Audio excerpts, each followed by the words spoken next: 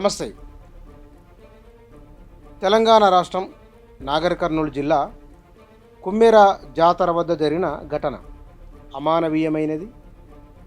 ఒక మనిషి మరొక మనిషి పైన, అది దేవాలయం దగ్గర జరిగిన ఒక దాడి. ఆ దాడి అనంతర పరిణామాలు ప్రస్తుతం జరుగుతున్న చర్చ ఒకవైపు ఉన్నది. పసిపాప ప్రాణం పోవడం అనేది అందరి హృదయాలను చలింపజేసింది.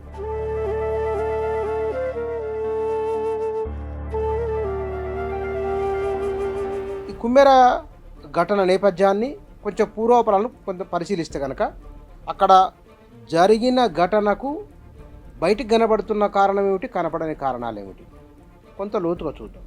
కుమ్మెర అది మల్లికార్జున స్వామి దేవస్థానము. గడిచిన ఒక 40 ఏళ్లకు పైబడిన చరిత్ర తీసుకున్నా సరే ఈ తరహా సంఘటన అక్కడ జరగలేదు. ఆ జాతరకు ఉమ్మడి మహబూబ్నగర్ జిల్లాతో పాటు ఆ చుట్టుపక్కల ప్రాంతాల వల్ల జాతరకు వస్తారు.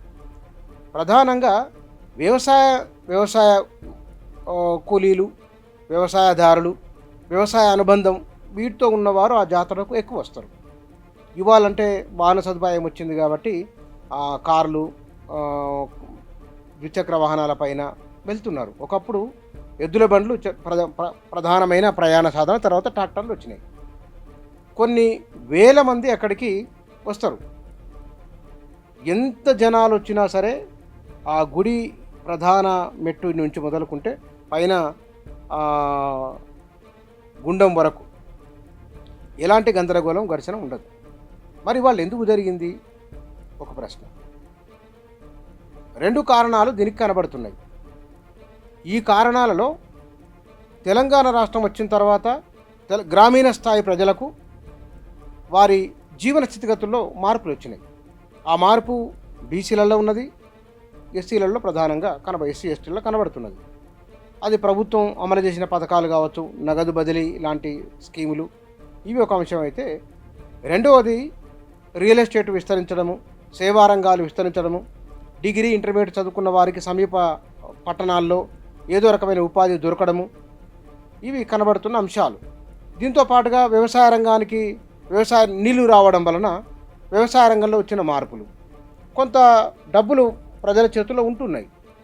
అంతకు పూర్వము 1-2 సామాజిక వర్గాల చేతుల్లోనే ఎక్కువ భూమి ఉండడం, డబ్బులు కూడా వారి దగ్గరనే ఉండేవి. ఈ ఉన్న కారణంగా ప్రతిదానికి వారిపైన ఆధారపడి ఆ వ్యవసాయంలో చిన్న పెట్టుబడి కోసం 5,000కు 10,000 కోసమో వారి ఇళ్ళ ముందు చేతులు కట్టుకొని నిలబడే ఒక స్థితి ఉండేది. ఇవాళ ఆ స్థితి మారింది. గ్రామీణ ప్రాంతాల్లో ప్రధానంగా ఉమ్మడి మహబూబ్నగర్ జిల్లాలో ఒకప్పుడు గుడిసెలు, వలసలు, జిల్లానే బతుకుదెరువు కోసం బయటికి వలస వెళ్ళే స్థితి ఉండేది. ఇవాళ అది మారింది. ఈ పూరు గుడిసెల స్థానంలో డాబా ఇండ్లు వచ్చినాయి.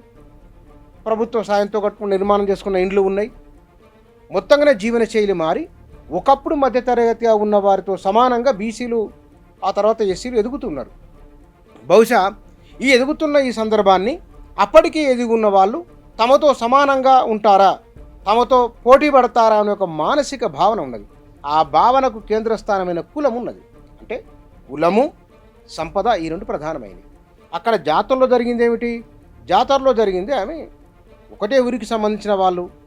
ఒక ఊరు అంటే ఈ వీధిలో ఒక ఇల్లు ఉంటే అవతల వీధిలో ఇంకొక ఇల్లు ఉండవచ్చు. అదే పెద్ద ఊరు కూడా కాదు, చిన్న ఊరే. ఎవరేమిటో కూడా తెలిసే అవకాశం ఉంటుంది. మనిషిని చూడగానే గుర్తుపడతారు కూడా. కానీ అక్కడ జరిగింది ఏమిటి? మీరు డబ్బులు ఇచ్చి దర్శనానికి వెళ్ళమని నిర్వాహకులు అన్నారు. ఒక ఊరి వాళ్ళము మేము డబ్బులు ఇవ్వడం ఏమిటి అన్న, ఎన్నెళ్ళేందుకు కొత్తగా ఇవన్నీ ఏమిటని వాళ్ళు ఒక అభ్యంతరాన్ని వ్యక్తం చేయడం.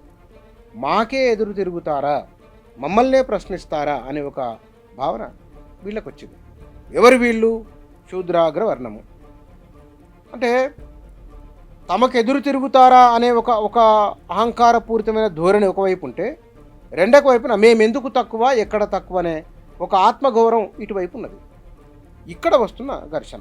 ఇంకా కొంచెం వెనక్కి వెళ్ళి చూస్తే కనుక నాగర్ కర్నూలు ప్రాంతంలో కొన్నాళ్ళ కింద మహేంద్రనాథ్ అని అప్పుడు ఎన్టీ రామారావు కేబినెట్లో మంత్రిగా పనిచేసిన వారు, తాను చదువుకున్న వయసు నుంచి, చిన్నతనం నుంచి విపరీతమైన కుల దాష్టికాన్ని ఎదుర్కొన్నవారు.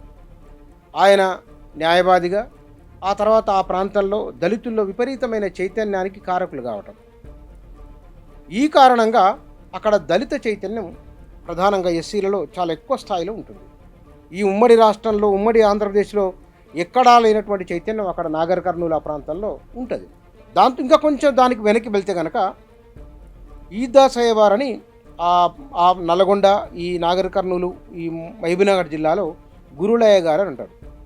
వారు వీరశైవాన్ని ప్రధానంగా అచలాన్ని ప్రజల్లోకి బలంగా తీసుకెళ్ళినవారు. కులము కాదు, మనిషి ముఖ్యము, మానవత్వం ముఖ్యము అని చెప్పడం. ఇవన్నీ ఒక అంశాలు, చరిత్రలో జరిగిన అంశాలు.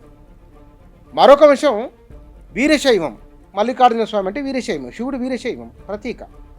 ఈ వీరశైవంలో కులము లేదు, వీరశైవంలో మనుషులంతా ఒకటే, మనిషి సంపద కాదు. ఒక్క మాటలో చెప్పాలి, శ్రీరమణుల వారి మాటల్లో చెప్పాలంటే కనుక తనను తాను తెలుసుకోవడం. నీవెవరు, నేనెవరు, who am I, who are you, ఇవి ఎవరిని వారు తెలుసుకోవడం. ఆ తెలుసుకునే అంతరంగ జ్ఞానానికి వీరశైవం పెట్టింది పేరు. ఇక్కడ ఆ వీరశైవంలోనే పార్వతీ పరమేశ్వరుడు అర్ధనారీశ్వరుడు. అక్కడ మహిళలకు సమాన స్థానం ఉంటుంది.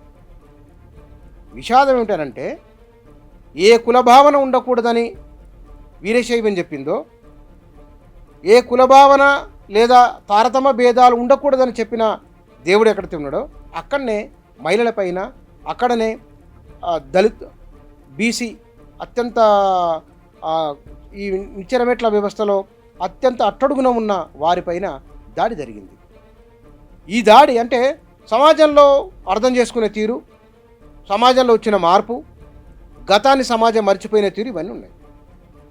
ప్రత్యేక తెలంగాణ ఉద్యమం జరిగినప్పుడు ధర్నాలు, రాస్తారోకోలు, ర్యాలీల్లో వంటా వార్పులు అందరూ కూర్చున్నారు. అందరూ అక్కడ ఎక్కువ తక్కువ అనే కుల భావనకు ఆస్కారం లేదు. రాష్ట్రం ఏర్పడిన తర్వాత ఆయా సామాజిక అంతరాలు అంటే అంతకుముందే అవి ప్రబలంగా ఉండి ఉన్నాయి, అవి వ్యక్తీకరణ కాలేదు. ఉద్యమ సందర్భంలో వచ్చినప్పటికీ అవి బలంగా కనబడలేదు. ఇక్కడ బీసీలకు ఎస్సీలకు మధ్య అంతరం ఉంది, బీసీలకు కాస్త పైనున్న వారికి అంతరం ఉన్నది. ఈ అంతరాలు మానసిక భావన, ఒకరికంటే ఒకరు తక్కువ అనే ఒక మానసిక భావన, అది ఇంతకాలం మారినా ఈ రోజుల్లో కులం ఎక్కడుంది, ఈ రోజుల్లో ఇంకా కులం అని ఎవరన్నా అంటే గనక అది వారు అమాయకమైన ఉండాలి, లేదా వారిది కుట్రబుద్ధి అనే ఉండాలి. ఎందుకు ఇవాళ కనబడింది కళ్ళతో కనబడుతున్నది. ఇవాళనే కాదు, ఈ మధ్యకాలంలో చాలా విషయాలు ఇండ్లకు కిరాయి ఇచ్చే విషయంలో కానీ లేకపోతే కనుక చాలా సందర్భాల్లో తారసపడుతూ ఉన్నాయి.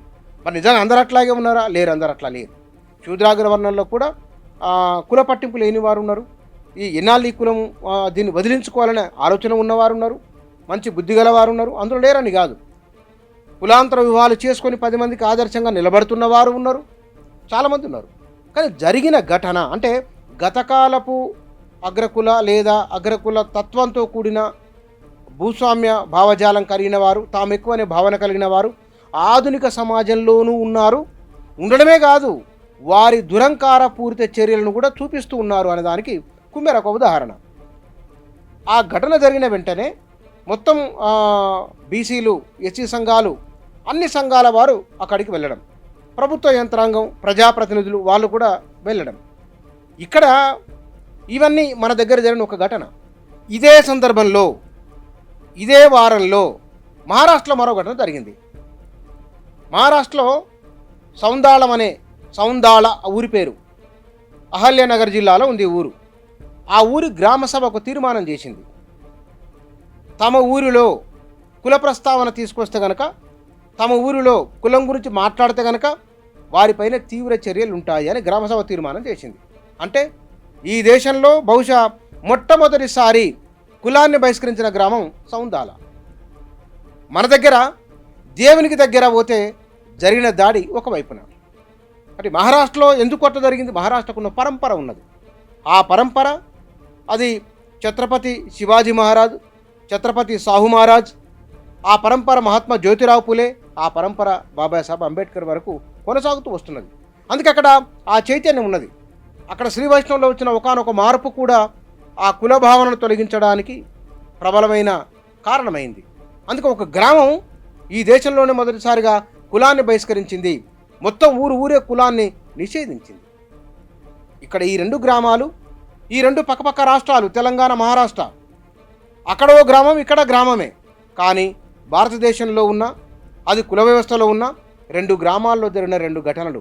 ఒకటి కులాన్ని నిషేధించింది, ఒకటి కుల దాష్టికానికి, కుల దౌర్జన్యానికి, కుల ఆంకారపూరిత దుశ్చర్యకు కారణంగా నిలబడింది. ఇక్కడ మనం కులాన్ని నిషేధించి ఆ గ్రామంలాగా ఆదర్శంగా ఇప్పటికిప్పుడే నిలబడకపోవచ్చు, కానీ ఈ కులం విషయంలో, కుల ధారణ విషయంలో సమాజం ఒక అడుగు ముందుకేసి ఆలోచించి మనుషులందరూ ఒకటే, తరతమ భేదాలు మనసుకు కానీ మనుషులకు లేవు అనే ఒక తాత్విక చింతన, అది దేవుని సన్నిధిలో జరిగిన దాన్ని, ఆ పరంపరను, ఆలోచనను, మనుషులంతా ఒకటైన భావనను మరింత బలంగా ప్రబలంగా తీసుకొని వెళ్ళవలసిన అవసరం ఉన్నది. కాలం మారడం అంటే మనుషుల ఆలోచన మారడమే. కాలం మారడం అంటే గుడిసెలు పోయి గుడిసెల స్థానంలో డాబా ఇండ్లు, వాటి స్థానంలో అద్దాల మెడలు రావడం కాదు. మనిషి ఆలోచన మారడం. ఇవాళ మారవలసింది మన ఆలోచన, మారవలసింది మన మానసిక భావన.